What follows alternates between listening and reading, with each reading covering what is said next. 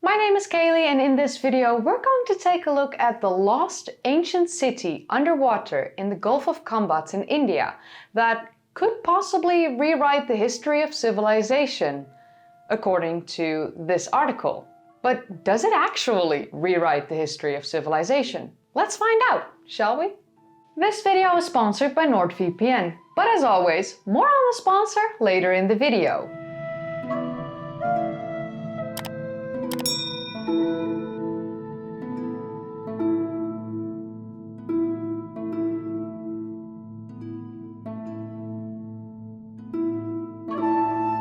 So I came across an article from Indy100.com with the headline, "Lost Underwater City Discovered in India Could Rewrite the History of Civilization."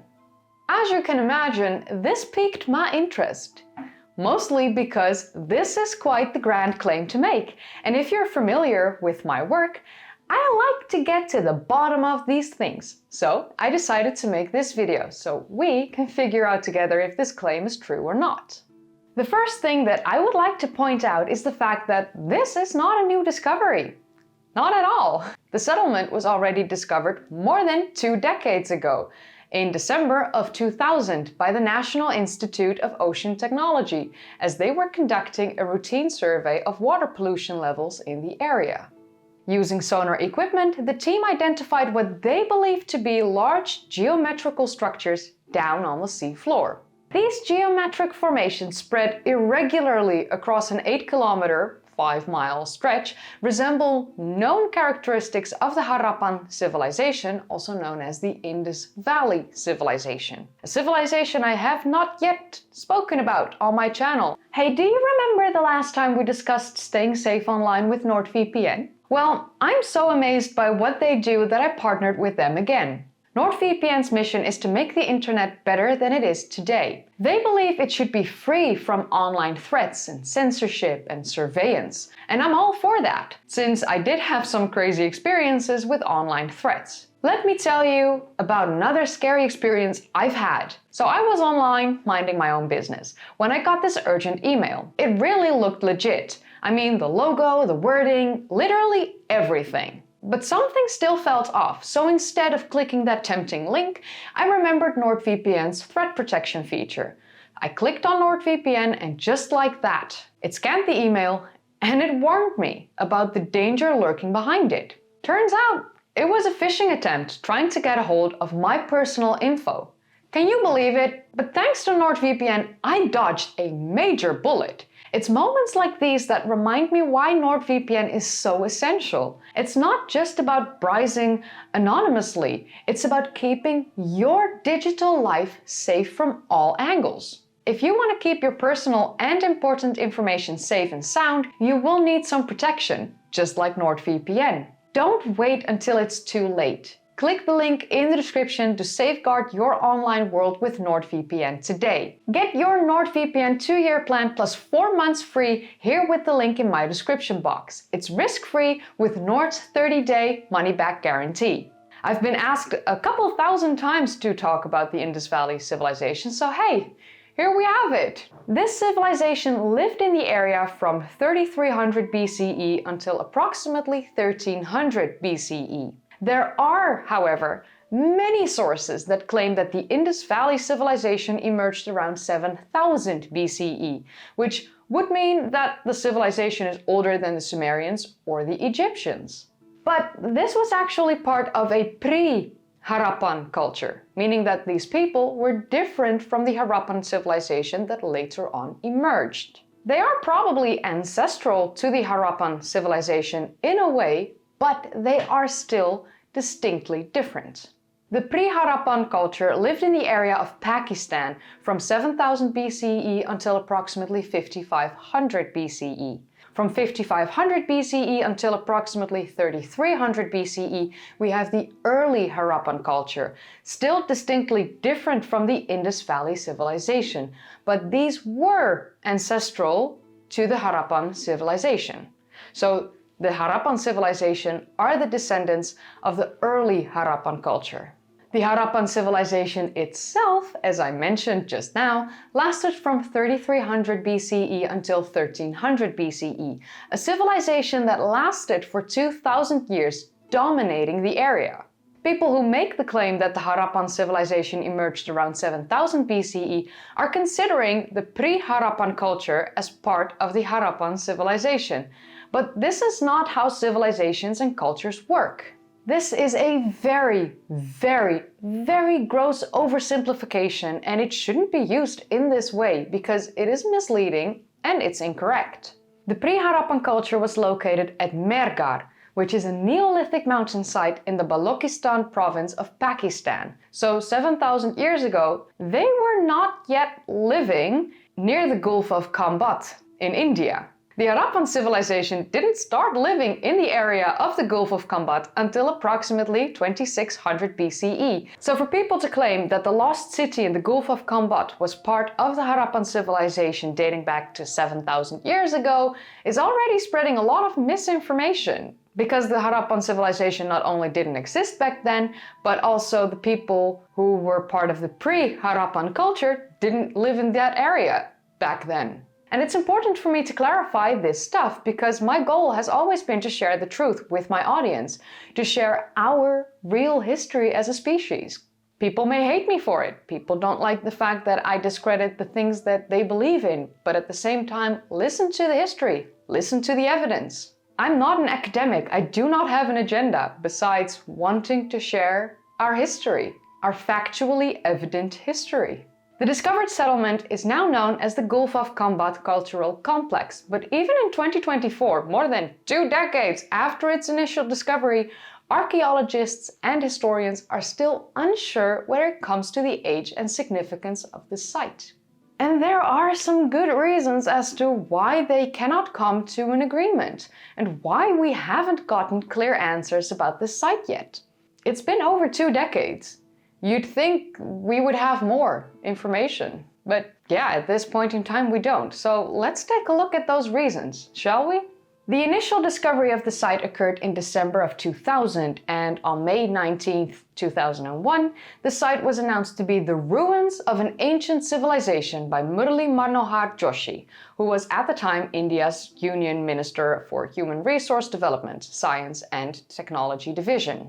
The National Institute of Ocean Technology, the NIOT, as I will call them from now on, described the site as an area of regularly spaced geometric structures, some 20 kilometers, which equates to roughly 12 miles, off of the Gujarat coast, and is found at a depth of between 30 and 40 meters, which equates to roughly between 98 and 113 feet, and that the site spans 94 kilometers, which equates to roughly 58 miles. Joshi went on to further describe the site and mentioned regularly spaced dwellings, a granary, a bath, a citadel, and a drainage system. Although only 3 days later, on May 22nd, Joshi had to make the announcement that the site itself had not been dated yet. He also mentioned here that the discovery resembles the Harappan civilization, especially since it was so close to Port Lothal, an Indus Valley civilization port located at the head of the Gulf of Khambhat. So, since the site had not been dated yet, they needed to do follow-up investigations. Unfortunately, this is where some key mistakes were made. In November of 2001, the NIOT conducted their first follow-up investigation. This included sonar scans to detect structures, which is a good thing, but it also included dredging to recover artifacts, which means that none of the recovered artifacts were studied and seen in situ, meaning that none of the recovered artifacts were studied as they were situated in their original place. We don't know if they had been washed in or if they were there for thousands of years. Studying artifacts in situ is one of the most important things an archaeologist does, as this is one of the best ways to determine a date for the recovered artifacts and understand their relation to the site itself. The artifacts the NIOT claim they've recovered were a piece of wood, pottery shards, weathered stones that were initially described as stone tools, fossilized bones, and a tooth. The piece of wood is actually the only thing they radiocarbon dated correctly, and it was radiocarbon dated to an age of 9,500 years old. So the piece of wood dates back to even before the Pre-Harappan culture. The problem with the dating of this piece of wood is the following. While the piece of wood itself may date back to 9,500 years ago, that does not mean that the structures on the bottom of the Gulf of Khambhat date back that far. Let that sink in for a moment. That does not mean that the structures of the bottom of the Gulf of Khambhat date back that far. Since the piece of wood was not studied in situ, we do not know the relation it has to the site. It might have been just washed into the site by the water as the water levels were rising. It could have been swept away by the currents and laid into the site. The piece of wood is also not described as being worked by human hands, but it is described as simply just a piece of wood. There used to be forests in this area when the sea levels were lower, and gradual sea level rise submerged entire forests. So it could simply be just a piece of wood. The NIOD returned in October of 2002 for further investigations. They reported discovering 2 paleo channels. These are river channels that are no longer in use, which honestly isn't that strange knowing it's now on the bottom of the Gulf of Khambhat. Of course it's no longer in use, because them rivers don't run there anymore. But these 2 paleo channels, according to the NIOD, were flanked by rectangular and square basement-like features. Again, the NIOD did some dredging, and this time they recovered microliths, wattle and daub remains, hearth materials, and according to them, some pottery sherds. The wattle and daub actually does show evidence of partial burning and was composed of locally available clay, reed, husk, pottery pieces, and pieces of fresh water shell. Unfortunately, the wattle and daub has not been accurately dated, and the NIOD never said anything on how old it was, so we don't know. Another geological study was conducted in the Gulf of Khambhat between October 2003 and January of 2004. In this geological survey, the NIOD researchers said that one of the major finds from the investigation concerned the orientation of sand ripples at the site. So the NIOD claims that there are 2 sets of ripples visible at the site. One set is a natural feature formed by tidal current, whilst they say that the other set has formed in relation to underlying structural features, which could very well be possible. However, no evidence was provided for this claim. One scan was shared, a side scan sonar, but without proper explanation by a geologist. So the structures on the bottom of the Gulf of Khambhat have never been dated. It might be a city from the Harappan civilization that dates back to approximately 4,000 years ago. But what it is not is the oldest city in the world. And that is because the layout of the structures are extremely similar to the layout of known Harappan cities. And it is located in a place where the Harappan civilization flourished around 4,000 years ago. The dating of the wood, going back to 9,500 years ago, probably has nothing to do with the structures on the bottom of the Gulf of Khambhat. Simple as that. That piece of wood probably washed into the site. So the major disputes are the existence of submerged city-like structures that predate the current known earliest civilization, which is the Sumerian civilization that arose between the rivers Tigris and Euphrates in Mesopotamia, and the birth of civilization kinda occurred there. There wasn't just one birth of civilization, this happened on a global scale eventually, all in their own times and in their own ways, but yeah, Uruk was the first. Another major dispute is the difficulty associating dated artifacts with the site itself, and disputes about whether the stone artifacts recovered at the site are actually artifacts or if they are geofacts. A geofact is a natural stone formation that is difficult to distinguish from a man-made artifact. Geofacts could have been reworked and misrepresented as artifacts, especially when they're being compared to Paleolithic artifacts. One of the reasons for the uncertainty whether the stone artifacts are indeed artifacts or geofacts is the fact that these artifacts were recovered by dredging, instead of being recovered during a controlled archaeological excavation. I just said fact a lot. Artifact, geofact, the fact, artifact, bit too much. These stone artifacts or geofacts have not been seen or studied in situ, which is one of the biggest clues as to whether a stone artifact is indeed an artifact or a geofact.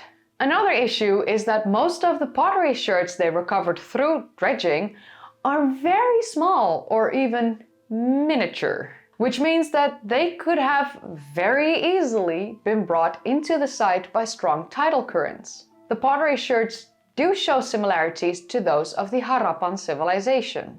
But because the pottery fragments are so small, it's extremely difficult to analyze them. Another problem is the location of the site, as the Gulf of Khambhat was formed by a major rift that resulted in a downsliding of the Khambhat region. The area itself is tectonically quite active, and several faults can be found in the Gulf, and the area is very prone to periodical earthquakes. Archaeologists have therefore concluded that the site is not in a secure enough context to be accurately and reliably dated. Because of the tectonic activity and the strong current, the archaeologists have said that there is not sufficient stratification to be sure the recovered artifacts can even be associated with the site. So the earthquakes, in combination with strong currents, the fact that no artifact was studied in situ and all artifacts or geofacts were recovered through dredging, makes archaeologists very wary of the validity of this site. It might very well be the remnant of a lost Harappan city, but there is no evidence pointing to it being any older than that. But as you can imagine, that doesn't stop some people from claiming that the birth of civilization occurred in the Gulf of Khambhat. Yeah, people claim that, even though no evidence whatsoever points to any of this being true. And then there are some people that say that this is a lost city to the Lord Krishna dating back to 32,000 years ago. No evidence whatsoever that points to any of this being true, and Lord Krishna wasn't even thought up yet by humans 32,000 years ago. So yeah. As you can expect, when provided with the NIOT evidence, Graham Hancock says that there is compelling evidence of this site being the world's oldest city and birth of civilization. He has said to BBC News that until roughly 4,500 years ago, no big cities existed, as they only then appeared in Mesopotamia. I'm almost confidently sure that he meant to say 6,500 years ago, as the very oldest city in Mesopotamia was founded at least 7,000 years ago, the city of Uruk, the actual birth of civilization, as far as we know at this point in time. Uruk is the oldest city-state of the Sumerian civilization that we currently know of. It's the birthplace of writing and the birth of civilization and monumental architecture, and all of that occurred here at least 6,500 years ago in 4,500 BCE. Yes, as I mentioned earlier, the birth of civilization didn't occur in just one place, it occurred in many places all over the world, all in their own time, in their own way, but Uruk, up until this time as we know, is the oldest. If he stands by his statements, however, then Graham misrepresents the entire Sumerian civilization by saying it was only 4,500 years ago, as he just dismissed more than 2,000 years of history because he has to make the birth of civilization sound younger for his other grand claims to sound more convincing. Unfortunately, Graham doesn't seem to understand the importance of the fact that none of the recovered artifacts here at the Gulf of Khambhat have been studied in situ, and even though they have been properly dated by the proper techniques, because they were not studied in situ, it is unsure if these artifacts or geofacts were washed into the site or if they had been laying there for thousands of years. And that is quite an important distinction to know. So the problem we have is people are claiming that this site is the location of a 32,000-year-old Hindu city dedicated to Lord Krishna. Again, there is zero evidence for this, and honestly, the Lord Krishna wasn't even thought up 32,000 years ago by humans. And because Graham sort of gave this site his stamp of approval, according to many articles, and the Indy100.com article as well, people will believe any claims without evidence because Graham said so, which is not a great thing to have happened. Of course, Graham can be seen as someone who must be believed on everything he says by some, But even then, I hope that those people still have some critical thinking left, because we need to be critically thinking about everything. I critically think hard. I mean, my brain is like working overtime whenever I read a scientific paper. And I know that it's peer-reviewed, so many people have done the same. But even then, I still do it because I cannot take anything anyone says at face value. I have to do my own research. And I hope everyone will start doing this, because we can't just start believing people just because it sounds awesome. It just doesn't work like that. So what do you think of this lost city, birth of civilization in the Gulf of Khambhat? Let me know in the comments down below. And don't forget to click the link in the description down below to get started with NordVPN today. If you enjoyed watching, then don't forget to give it a thumbs up, subscribe if you'd like to see more of these kind of videos, and click that bell icon if you want to be notified whenever I upload. If you haven't seen my previous videos yet, then click the card in the upper right corner, or click one of the links in the description down below, or click a video in the end card. I would also like to say a massive thank you to my patrons and my channel members. You can also support me once or monthly through historywithkaylee.live, and it has like this list of people that have supported me, and you can like compete with each other for the person that supported me the most in the past month. Feel free. But yeah, with that said, I hope you enjoyed watching, and I'll see you in the next video. Bye!